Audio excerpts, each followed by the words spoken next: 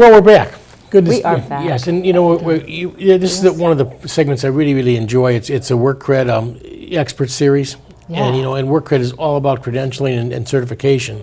And we have two people I think going to be on today. Karen Elzey, who's a associate executive director of Workcred, and also the director of research. I believe is going to join us, Isabel Cardenas-Nevia, but she might be tied up right now. Correct? Some technical Yes, that's issues correct. or So it might something, just be me. Okay. Okay, well, Karen, welcome again. Welcome again to, why don't you again, to our viewers that haven't been able to talk to us before about Workcred and the, and certification, introduce yourself and exactly what Workcred does.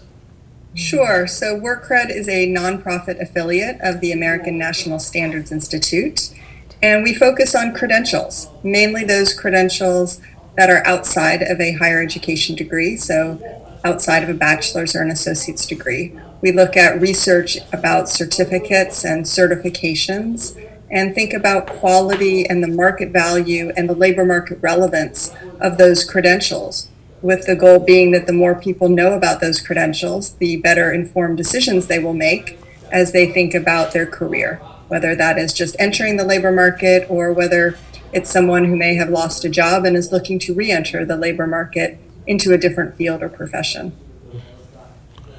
You know, what's so important about credentials, and we talk about it all the time, is as an alternative to formal education, because maybe formal education isn't for everybody. Sure, and it's not, right, no matter what they're trying to say. No, and now. it's expensive. It can be very expensive, and also it's time consuming. Yes. And formal education maybe doesn't really tell you what your skill set is necessarily. Yeah. Where credentialing, we can do that. You can get a certificate that actually mirrors your actual your skills. Yeah, and rather sometimes than you what don't have. need all the periphery, and you just want to be.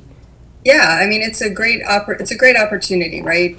People who have a lot going on in their lives want to advance in their careers and can think about maybe getting a short-term certificate that could be offered at a community college, could be offered through a private training provider, for example. And I think what's important for people to think about when they're looking at these shorter term credentials is how they relate to each other.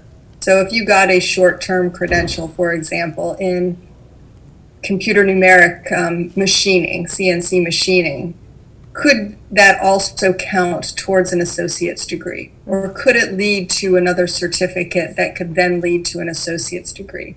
And I think that's really important as people think about what it is they want to do in their careers, looking at how those different types of credentials can relate to each other so that people can build on the skills that they have, learn new skills, and hopefully take those skills and advance, right? So even with degrees, you might get a degree now and a certificate.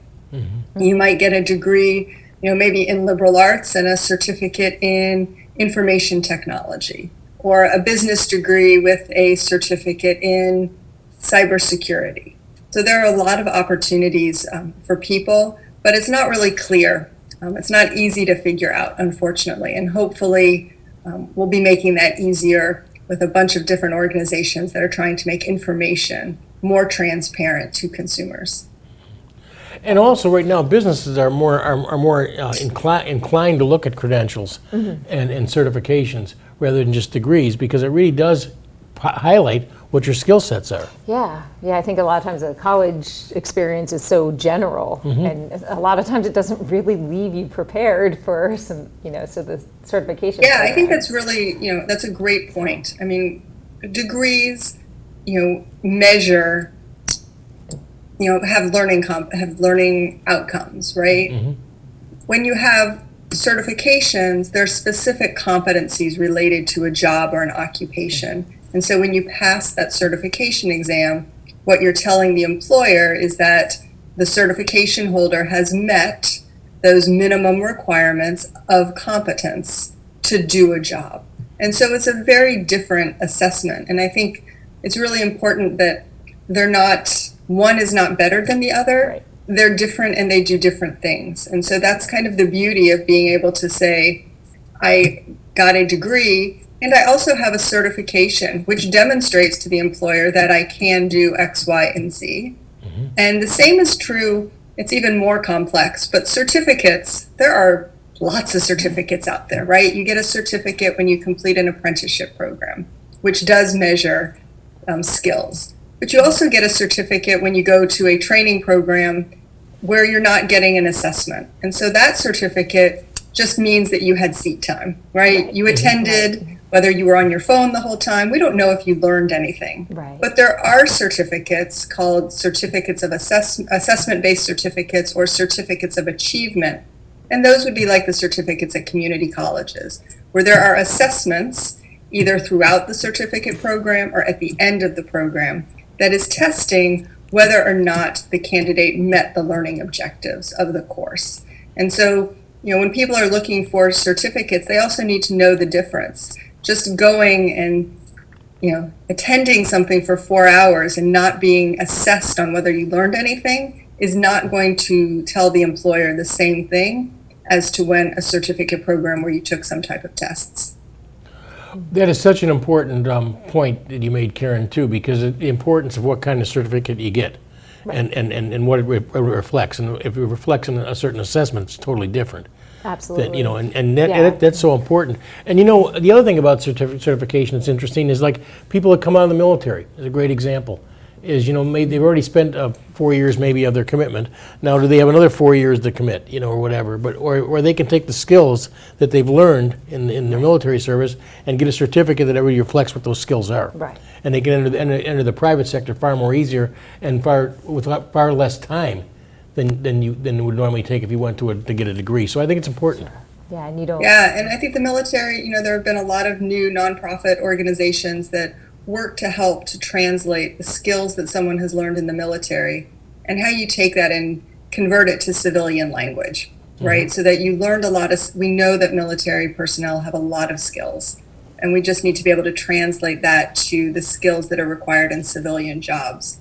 And so there are a lot of new opportunities now. And then we know that a lot of military personnel earn different certifications and certificates as part of their work in the military. And then how do those then relate to civilian employment? And that's really critical, because what we want to see is demonstrate that people do possess skills, and how do you share those skills you have effectively with the employer so that they see what you bring to the job that is open.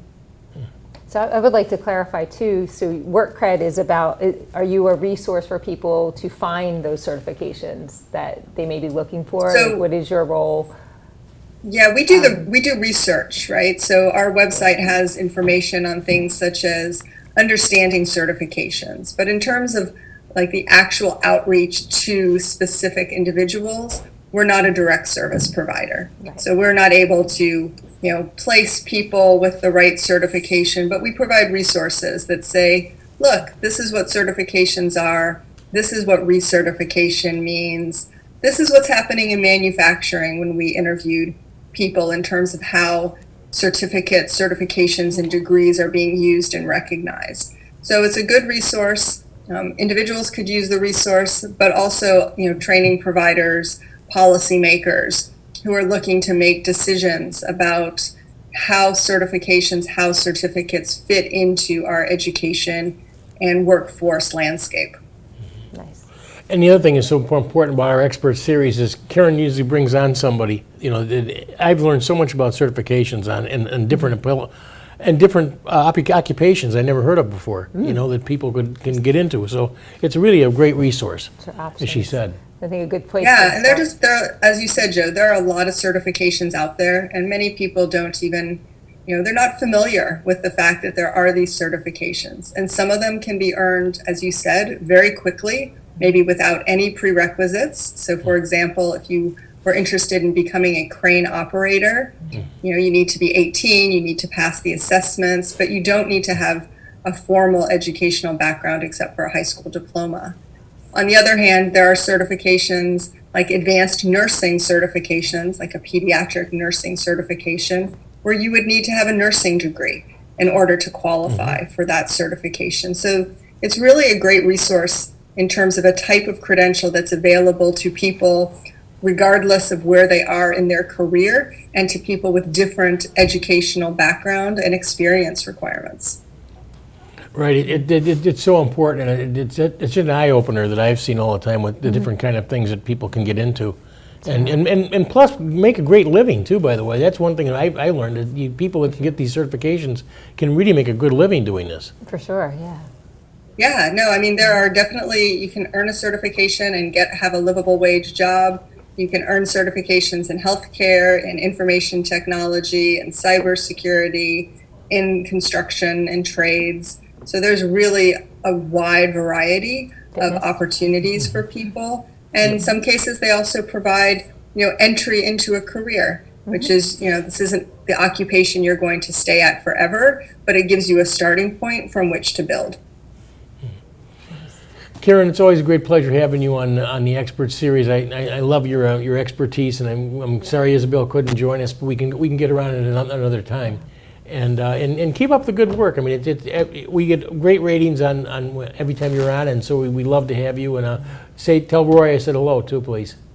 Absolutely, and thank you, Joe and Lori. It's always a pleasure to be on and to learn from you as well. So thank you very much. Thank you, Karen. Thank you, Karen.